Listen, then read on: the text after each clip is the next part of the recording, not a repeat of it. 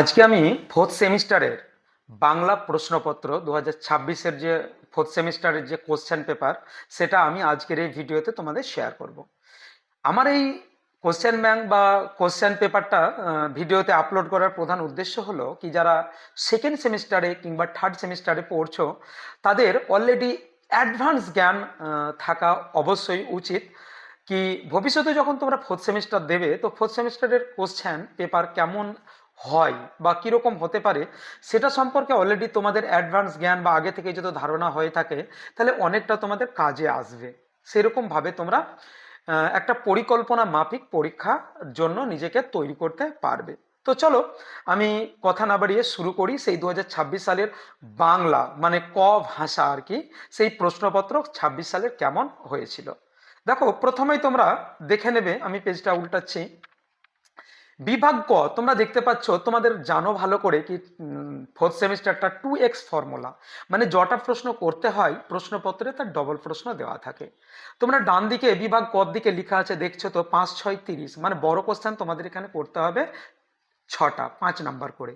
তাহলে প্রথমেই তোমরা দেখতে পাচ্ছ লেখা আছে 5 অথবা 3, মানে 3+2, মানে 5 নাম্বারের একটা ডাইরেক্ট থাকবে আর একটা 3+2 নাম্বারের থাকবে বোর্ডের রুলস অনুযায়ী।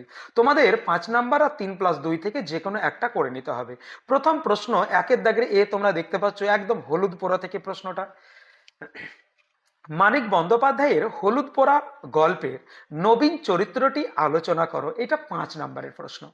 আর বি যেটা আছে দেখতে পাচ্ছ এটা ডাইরেক্টলি 5 নয়, কেটে কেটে আছে 2+3, 2x ফর্মুলা রুলসই এইরকম, তোমাদের বোর্ডে একটা 5 থাকবে, একটা 2+3 5 এরকম থাকবে, তোমরা দুটোর মধ্যে যে কোনো একটা করবে। দেখো দেখো লিখাই আছে যে কোনো একটি প্রশ্নের উত্তর দাও। অসম্ভব দুশ্চিন্তা হলো গৌরীর, গৌরবীর গৌরবীর পরিচয় দাও, গৌরবীর দুশ্চিন্তার কারণ কি। এই দুটো প্রশ্নের মধ্যে গল্প থেকে আছে, একদম একটা করে নিতে হবে তোমাদের। ঠিক এইরকম ভাবেই তোমাদের প্রশ্নপত্র সিলেক্ট করা আছে। প্রশ্ন গল্প থেকে খুব টাফ ছিল না, সোজাই ছিল। দ্বিতীয় নম্বর প্রশ্ন তো দেখতে পাচ্ছ তোমরা, দুটি প্রশ্নের মধ্যে যে কোনো একটি প্রশ্নের উত্তর দাও। তোমাদের স্পেশাল একটা জিনিস মনে রাখতে হবে, অনধিক 150 শব্দে। তোমাদের ওল্ড সিলেবাসেও 5 নাম্বারের 150-র মধ্যে, এই সিলেবাসেও নতুন সিলেবাসেও একদম 150টা শব্দের মধ্যে কিন্তু একটা 5 নাম্বারের প্রশ্নের উত্তরে যাওয়া যেতে পারে। এটা একদম টোটালি 2-এর দাগের একদম কি বলবো আর কি, এগুলো পদ্য থেকে আর কি, কবিতা থেকে। মধ্যবিত্ত মোদির জগতে আমরা বেদনাহীন অন্তহীন বেদনার পথে উদ্ধৃত অংশটির তাৎপর্য বুঝিয়ে দাও, এই প্রশ্নটা একদম টোটালি 5 নাম্বার। আর বি যেটা আছে মৃত্যুর পাশ কাটিয়ে কেন এলো না কবিতা থেকে তোমাদের, বাবা এলো ছেলে এলো না, কবিতাটি কোন পরিপ্রেক্ষিতে লেখা, ছেলের ঘরে না ফেরার কারণ কি। তোমরা দেখতে পাচ্ছ এখানে 2+3, তো এ আর বি এই দুটোর মধ্যে যে কোনো একটা করতে হবে। 3 নম্বরে তোমরা দেখতে পাচ্ছ দুটি প্রশ্নের মধ্যে যে কোনো একটি, একদম একটা আছে তোমার 2+3, দুটোই 2+3। হ্যাঁ, তো এটা একদম তোমাদের জানো একটাই নাটক আছে তোমাদের, সেই নাটকটার নাম হলো নানা রঙের দিন। তো দেখো প্রথম প্রশ্নটা, এই তো জীবনের সত্য কালীনাথ, জীবনের সত্য কি, বক্তা কিভাবে এই সত্যে উপনীত হয়েছেন।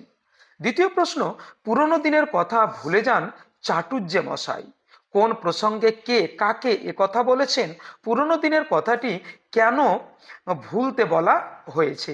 এটা ছিল নাটক থেকে দুটো প্রশ্ন। এরপরে তোমরা 4 নম্বর দাগে দেখে নাও, 4 নম্বর দাগে তোমরা দেখে নাও প্রশ্নটা। এখানে 4টি প্রশ্নের মধ্যে যে কোনো দুটি প্রশ্নের উত্তর দাও, অনধিক 150 শব্দে। এটা একদম নেওয়া হয়েছে তোমাদের ডাকঘর থেকে। ডাকঘর থেকে তোমাদের 10 নাম্বার পড়বে, তার মধ্যে 5 নাম্বারের দুটো করতে তোমাদের হবে। এখানে দেখতে পাচ্ছ 2+3, 2+3, 3+2, মানে 5 নাম্বারটা ডাইরেক্টলি নেই। হ্যাঁ, যদিও বোর্ডের রুলস অনুযায়ী লেখা ছিল, তবুও কিন্তু এখানে 5 আছে কিন্তু ডাইরেক্টলি নেই। প্রথম প্রশ্নটা দেখো ডাকঘর থেকে কি আছে, 4টে প্রশ্নের মধ্যে তোমাদের দুটো করতে হবে। অমন নবীন চোখ তো আমার নেই, তবু তোমার দেখার সঙ্গে সঙ্গে আমিও দেখতে পাচ্ছি, কে কাকে একথা বলেছে, বক্তা কি দেখতে পেয়েছিলেন তা লেখো। দ্বিতীয় প্রশ্ন বি, একই উৎপাত আমি আছি, আমি আসি ভাই, কে কাকে কথাটি বলেছে, কোন বিষয়টি উৎপাত বলে মনে হয়েছে। তিন নাম্বার মানে সি, বলো যে সুধা তোমাকে ভোলেনি। সুধা কেন অমলকে ভোলেনি, এই সূত্রের সুধা চরিত্রটি সংক্ষেপে আলোচনা করো। ডি তোমরা দেখতে পাচ্ছ ডাকঘর। কার ডাকঘর? ডাকঘর শব্দটির সাধারণ অর্থ কি? রবীন্দ্রনাথ কোন তাৎপর্যে ডাকঘর নাটকটির নামকরণ করেছেন?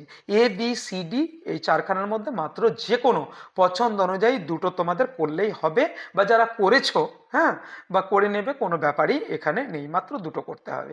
দেখতে পাচ্ছ কোশ্চেনে তোমরা। এরপরে চলে এসো 5 নাম্বার। এই 5 নাম্বার একদম তোমাদের সাহিত্যের ইতিহাস থেকে। তোমাদের সাহিত্যের ইতিহাসে দুটো টপিক আছে, একটা চলচ্চিত্র, একটা হলো চিত্রকলা। তো তোমরা দেখতে পাচ্ছ চিত্রকলা থেকে একটা আছে, বাংলা চিত্রকলার ইতিহাসে অবনীন্দ্রনাথ ঠাকুরের অবদান সংক্ষেপে আলোচনা করো।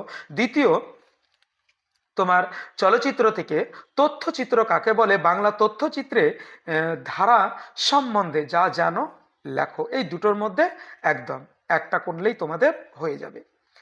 দেখতে পাচ্ছ বিভাগ খ। তোমাদের আমি প্রথমেই পেজে বলেছিলাম 5 6 30, মানে 5 নম্বরে 6টা করতে হবে। তো এখানে 5টা দাগ আছে আর কি, তোমরা দেখতে পাচ্ছ। আর এবার 6এর দাগে তোমরা প্রশ্ন আছে, এখানে দেখতে পাচ্ছ কি 6এর দাগে তোমাদের একটা রচনা আছে। 6এর দাগের এতে তোমরা দেখতে পাচ্ছ প্রদত্ত অনুচ্ছেদটি প্রস্তাবনা বা নিম্নলিখিত যে কোনো একটি বিষয় নির্বাচন করে নির্দেশ অনুসারে কম বেশি 400 শব্দে একটি প্রবন্ধ লেখো।